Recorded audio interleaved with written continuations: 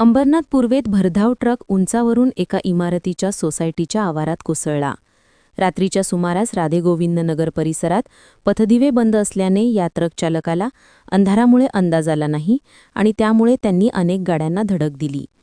यावेळी राधेगोविंदनगर भागात असलेल्या एका कॉम्प्लेक्समध्ये हा ट्रक उंचावरून खाली कलंडला. सुदैवाने हा ट्रक इमारतीत असणाऱ्या घरांमध्ये शिरणार होता, मात्र तसं काही झालं नाही. थोडक्यात मोठी दुर्घटना टाळली.